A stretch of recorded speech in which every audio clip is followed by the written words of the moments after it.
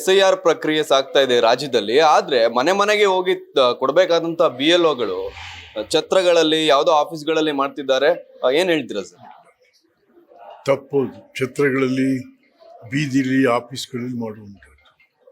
ಪ್ರತಿ ಮನೆಗೂ ಭೇಟಿ ಕೊಡು. ಯಾಕೆಂತಂದರೆ ಯಾರ್ಯಾರೋ ಮತದಾನ ಮಾಡೋದಲ್ಲ ಇದು. ಪ್ರಜಾಪ್ರಭುತ್ವದ ಉಳಿಯುವಂಥ ಬೀದಿಲೆಲ್ಲ ಭಾಷಣ ಮಾಡ್ತೀವಿ ನಾವುಗಳು. ಪ್ರಜಾಪ್ರಭುತ್ವ ಎಲ್ಲಿ ಉಳಿಯುತ್ತೆ ಈ ರೀತಿ ಆದರೆ?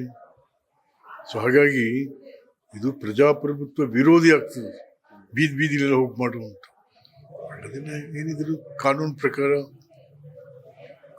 ಆಫೀಸ್ಗಳಲ್ಲಿ ಆಗಬೇಕು, ಇಲ್ಲ ಆ ಮನೆಗೆ ಹೋಗ್ಬೇಕು. ಮನೆಗೆ ಹೋಗಿ ಪ್ರತಿಯೊಬ್ಬರನ್ನು ಕಂಡು ಅವರಿಗೆ ಕೊಟ್ಟು ಫಿಲಪ್ ಮಾಡೋದು ಹೇಳಿ ಮತ್ತು ಇರೋದು ಯಾಕೆ ಅವರು? ಬೂತ್ ಅಧಿಕಾರಿಗಳಿರೋದು ಅದಕ್ಕೆ ಇರುವಂಥವ್ರು. ಸಂಬಳ ಕೊಡ್ತಾರೆ ಅವರು, ಎಲ್ಲ ಕೊಡ್ತಾರೆ. ಸೊ ಹಾಗಾಗಿ ಅದೇನಾದ್ರು ಇದ್ದರೆ ತಕ್ಷಣ ಅದು ನಿಲ್ಲಬೇಕು. ಕಾನೂನು ಬಾಹಿರ ಆಗ್ತದೆ ಆ ಥರ. ಮನೆಗೆ ಭೇಟಿ ಕೊಟ್ಟು ಮತದಾರರನ್ನು ಪರಿಷ್ಕರಣೆ ಮಾಡುವಂಥದ್ದು ಸೂಕ್ತ. ಸರ್, ಇನ್ನು ಗೃಹ ಸಚಿವರಾದಂತ ಪ್ರಿಯಾಂಕ್ ಖರ್ಗೆ ಅವರು ಇದನ್ನ ಸಮರ್ಥನೆ ಮಾಡ್ಕೊಳ್ತಕ್ಕಂತ ಕೆಲಸ ಕೂಡ ಮಾಡ್ತಿದ್ದಾರೆ. ಅದ್ರ ಬಗ್ಗೆ ಏನ್ ಹೇಳ್ತೀರಾ? ಎಸ್, ಇದು ಈಸಿ ಆಗ್ಲಿ ಅಂತ ಈ ರೀತಿ ಮಾಡಿರ್ಬೋದು, ಆದ್ರೆ ನಾವ್ ಇದ್ರ ಬಗ್ಗೆ ಕಾನೂನು ಕ್ರಮ ಕೈಗೊಳ್ತೀವಿ ಅಂತ ಅನ್ನೋ ರೀತಿ ಮಾತಾಡ್ತಾರೆ. ಏನ್ ಈಸಿ ಆಗೋದು?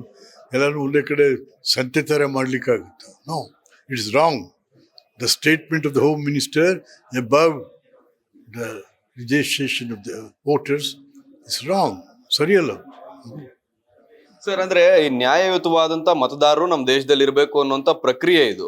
BTM ಲೇಔಟ್, ರಾಮನಗರ, ಇಲ್ಲೆಲ್ಲ ಮಸೀದಿಗಳಲ್ಲೂ ಕೂಡ ಮಾಡ್ತಿದ್ದಾರೆ, ಛತ್ರಗಳಲ್ಲೂ ಕೂಡ ಮಾಡ್ತಿದ್ದಾರೆ. ಈ ರೀತಿ ಮುಂದುವರೆದ್ರೆ ಸರ್ ಅಕ್ರಮ ಮತದಾರರು ಸೇರುವಂತ ಚಾನ್ಸಸ್ ಇರುತ್ತಲ್ಲ ಸರ್? ಅಕ್ರಮ ಮತದಾನದಿಂದಲೇ ಆ ಮತದಾರರಿಂದಲೇ ಬಹಳ ಜನ ಗೆಲ್ತಾರೆ. ಹಾಗಾಗಿ ಅದನ್ನ ನಿಷೇಧ ಆಗ್ಬೇಕು. ಜನವೇ ಇದ್ರ ವಿರುದ್ಧ ತಿರುಗಿ ಬೀಳ್ಬೇಕ್ರಿ.